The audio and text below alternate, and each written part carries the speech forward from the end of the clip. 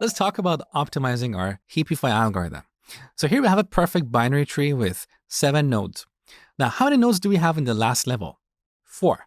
Mathematically, we can prove that in a perfect binary tree, half of the nodes are in the last level. Now, why does this matter? Well, in our Heapify method, we are iterating over this entire array and heapifying every item. Now, the whole purpose of this heapify operation is to ensure that every parent is greater than or equal to its children. So technically, we don't have to perform this operation for the leaf nodes, which happen to be half of the nodes in this tree. So to optimize our algorithm, we only need to heapify the parent nodes. So how can we find the index of the last parent node?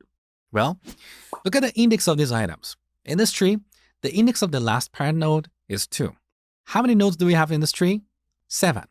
So if we get 7 and divide it by 2, and then subtract 1 from the result, we get to 2, which is the index of the last parent. So the index of the last parent is equal to the number of nodes divided by 2 minus 1. So the first step in optimizing this algorithm is changing the upper bound of this for loop. Instead of iterating over the entire array, we want to iterate over only the parent nodes. So the index of the last parent is array.length divided by 2 minus 1. But we're not done yet. We can optimize this further.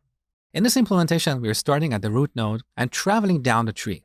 Every time we get a node and heapify it, we have to recursively go down until we make sure that node is in the right place.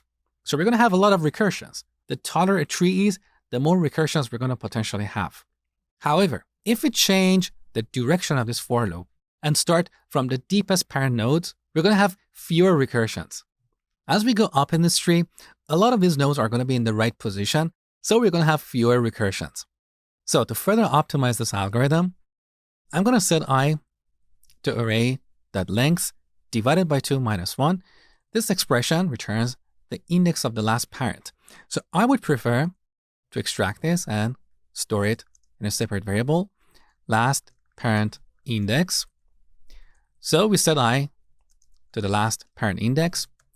As long as I is greater than or equal to 0, after each iteration, we're going to decrement I by 1. So this is how we optimize the Heapify algorithm.